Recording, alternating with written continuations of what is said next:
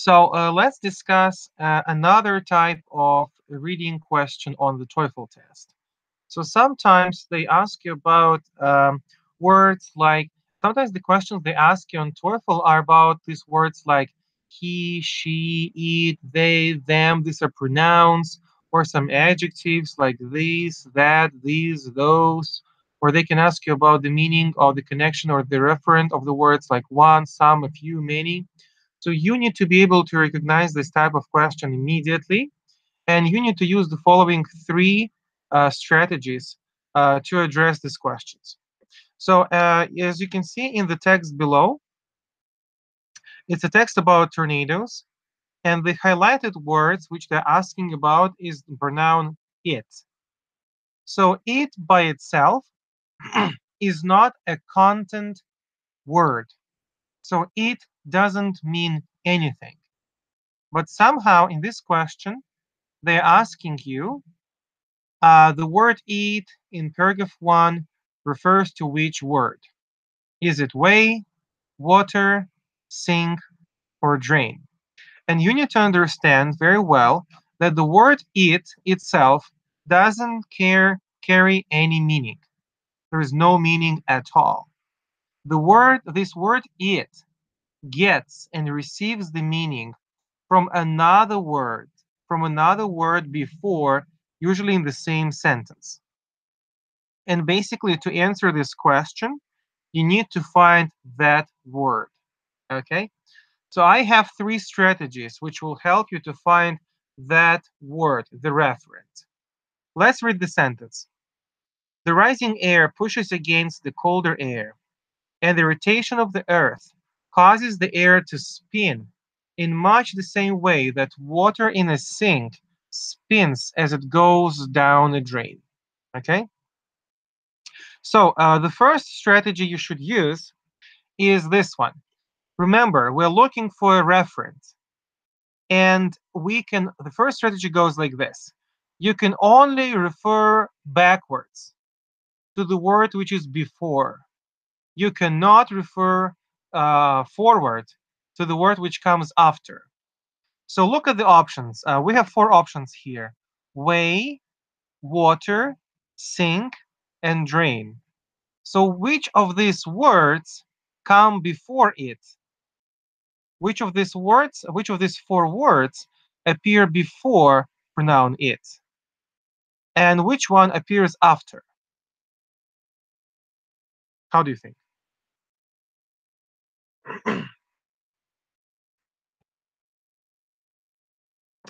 Hello?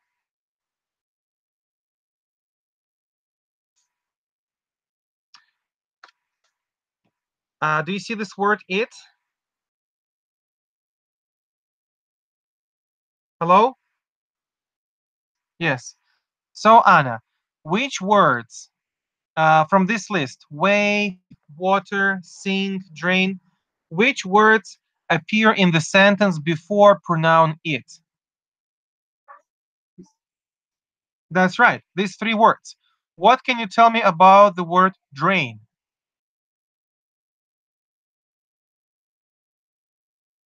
Well, it comes after word it, right? Yeah, yeah. So can we refer forward? Can we first say it and then refer to the word which comes later? No, it's nonsense. So we immediately eliminate drain as an option. Drain cannot be the right answer. So we immediately eliminate it. And now we're not choosing from four options.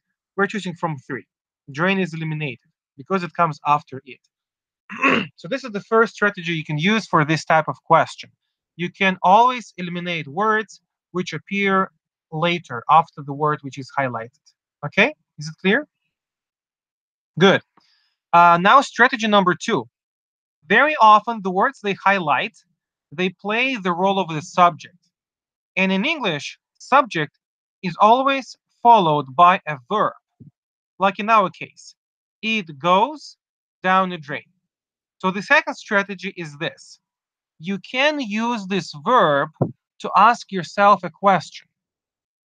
You read this, it goes down a drain. And then you should ask yourself, what goes down a drain? How would you answer this question? What goes down a drain? Can way go down a drain? Can sink go down a drain? No. Can water go down a drain? Yes. So using this verb and asking this question helps you to understand um, the referent. Yeah, because verb is very closely linked to the subject, so you can exploit this connection to elicit the meaning of this pronoun or this referent. Okay, this was strategy number two, and now strategy number three. Have a look at the second example. The second example. Can you read the sentence to me from paragraph number two, the underlined one?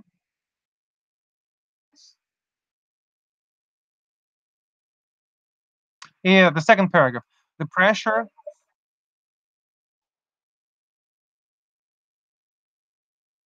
Okay. Do you know what is the third very useful strategy we can use, which is really, really useful if we apply it to this sentence?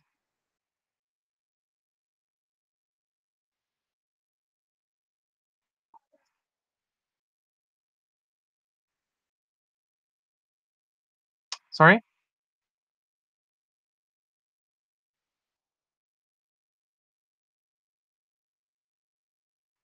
To eliminate words which come after uh, that. Um, okay. Well, this is a good strategy. Bravo. Well done. And there is also another strategy, strategy number three, which we can use here.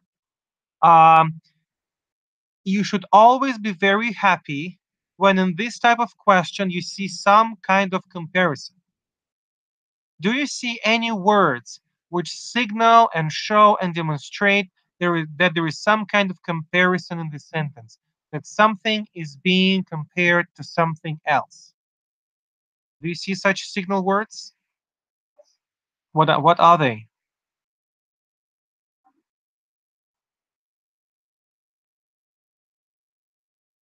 Uh-huh.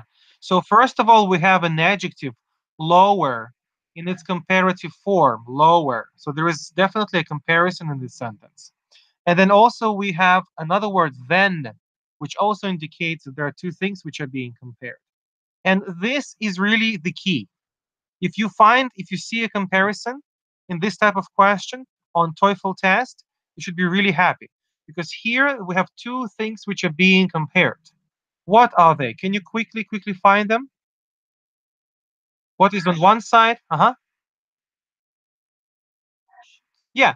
On the one hand, we have the pressure at the center of a tornado, and we compare it with that in the air surrounding the tornado. Okay?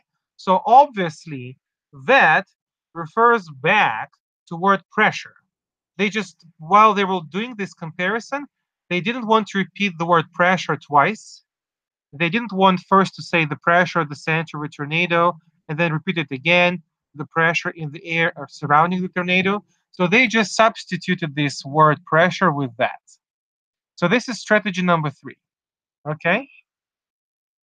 So now you should go and practice and try to use all these three strategies and deliver really, really good answers in all the exercises.